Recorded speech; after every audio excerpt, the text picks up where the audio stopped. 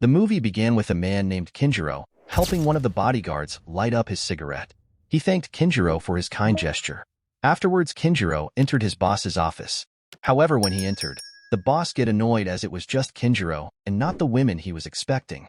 Kenjiro told his boss he would need protection for this occasion, as it was a more different occasion. The shadows of death, as they called themselves, were likely coming to attack. So soon after, a lady came in. Everyone excused the boss and the woman. The woman began to play a song for him. When it was time for business, the woman turned her back, and he began to prepare himself for business too. He began forcefully pressing her neck from behind, but unfortunately for him, one of the agents among the shadows of death, Agent 13, came in and cut off his head with a sword. The woman screamed. Kenjiro was on the phone speaking with his daughter when he heard the woman scream. He ran with the other bodyguards into the boss's room. He saw his boss's dead body and dragged the woman, shouting at her to tell him who it was. She pointed at some statues. The bodyguard shot at them, but there was no human there. The agent came out and an intense battle ensues. He eliminated them all in a diabolical manner. More bodyguards came in, and sorry was their fate as they all got eliminated. Kenjiro fought with the agent. She tried shooting at Kenjiro but shot the woman she saved accidentally. She was shocked and distracted. Kenjiro saw this as an opportunity and shot her multiple times. The lights went off all of a sudden. Kenjiro was like, "Now what?" and told the bodyguards to turn on the lights. Another agent came in, shot, and fought all the bodyguards outside. She took off half of her mask and killed the two bodyguards with Kenjiro. Kenjiro called her the Shadows of Death and began fighting with him, but she ended up killing him. She then proceeded to wake up her other partner. When she woke up, she was scared and breathing heavily. She told her to breathe slowly and told her they were done. On their way, 13 asked Umbra what next. Umbra told her that she is doubting now if she could trust her on future missions, that she failed, and she would have to send her back to the facility. That same night, 13 woke up sweating and shaking. She took her drugs that were beside her on a table, did some exercise, and showered. She rode a bike to a building and made a call.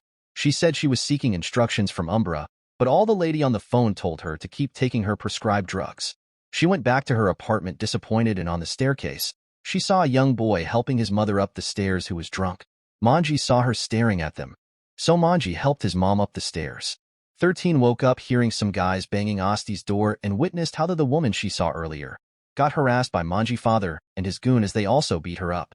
She minded her business as that was her order by Umbra. She woke up again, took her drugs, did push-ups, and went to the bathroom to have her bath. When she came out, she saw Osti's dead body and Monji crying. A man was telling Monji to stop crying in a harsh manner and told the poor boy that he was alone. 13 kept on staring angrily at the man until the man noticed. He walked up to her, but she was no longer standing there. She went back to the building to make a call, but the lady on the phone told her the same thing she said earlier. 13 then went to a restaurant staring at her food untouched. Monji came in. She asked if he was okay, but he said if it was about the scar on his face, he was okay. Afterward, he told her how he felt and cried that Haga was the one who beat her up. She pet him and told him she wanted to take him to his mom.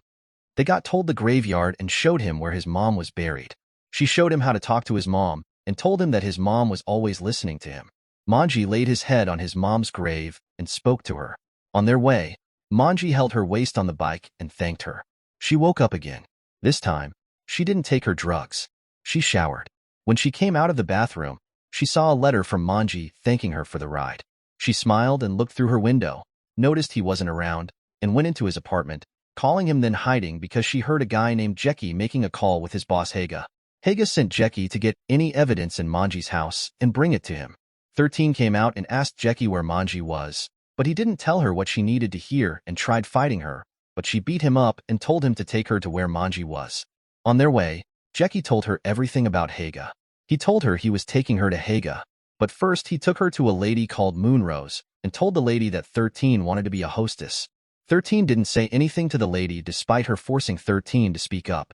Jeki told the lady he wanted to speak to Haga, that it was about Monji, so they left 13 in the room, and the lady took Jeki to Haga while 13 was going through the security camera footage. Jeki told Haga that he brought a lady for him, so Haga instructed his bodyguard to go get 13.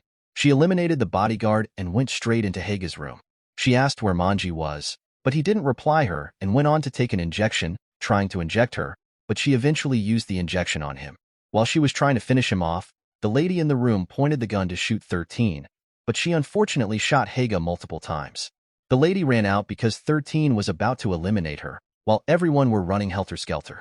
13 fought the rest of the bodyguards and eliminated them easier while Moonrose kept on attacking her with her short gun. Jackie took the lady he was carrying in a safe place and drove one of the police cars. In the car, Jackie shouted at 13 that she didn't know the trouble she had gotten him into. He dropped her at a spot, telling her he couldn't help her find Monji. A man named Praz who was close to Haga was torturing a man named Kusno. He asked him to tell him how he drove a truckload filled with drugs to the harbor. He received a phone call from Ariel about the death of Haga. In an emotional scene, he wept and immediately went to get the CCTV footage and suddenly recognized her. The scene then switches to Monji getting tortured by some of Haga goons. Meanwhile, Jackie was with his sick old mother singing for her.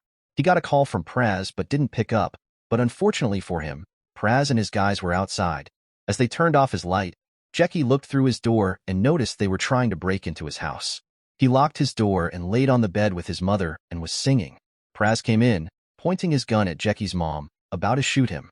13 came to Jackie's house and fought with all of Praz's bodyguards. She eliminated them all. She went into the room where Praz was and beat him up. She asked where Monji was and collected his gun, pointing it at him to kill him. Jackie stopped her, which gave Praz the opportunity to escape.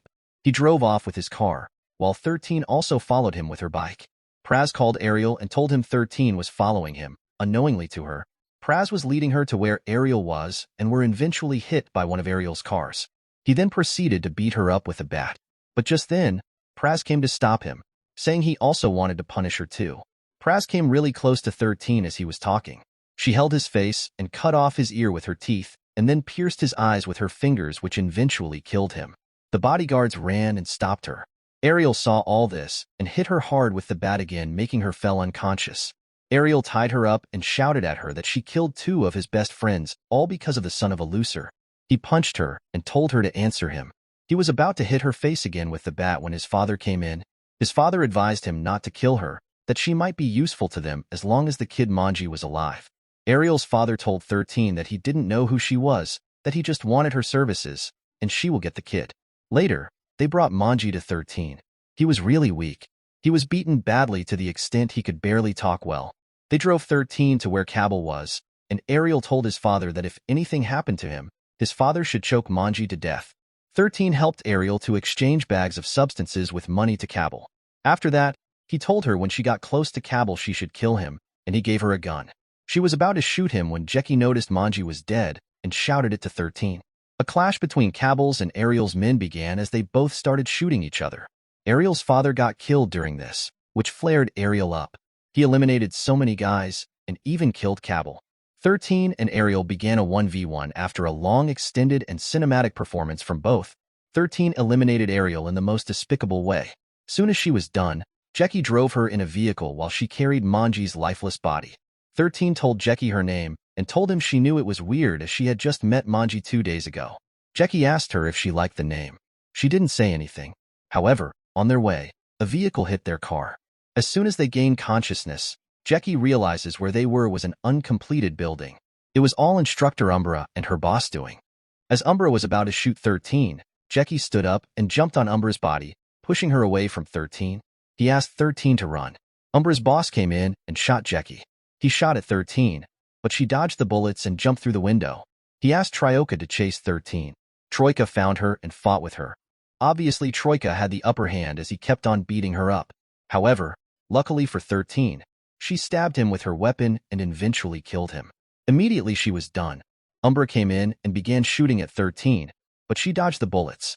They both fought and injured each other badly. 13 wanted to kill Umbra, but she didn't. Umbra also had the opportunity to kill 13, but she was hesitant. Umbra's boss came in and told Umbra to finish the job, pointing a gun at her, but Umbra threw the knife on the boss's leg, and he shot her. 13 shot the boss multiple times until he was dead. So she carried Monji's dead body to bury. After burying him, she was resting when she saw a lady coming close to her with 2 other guys. She shot at 13, and then pointed a gun at her. She was about to kill her when a man shot one of the lady's bodyguards, and also aiming his gun at the other bodyguard. She asked him who he was, and he said he was here to even things out. She went into the forest laughing out loud.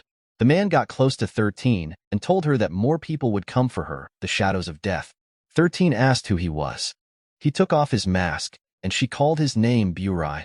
He told 13 that she was now his responsibility. The movie then came to an end. If you enjoy recap like this, kindly subscribe for more recap like this. Thanks for watching and goodbye.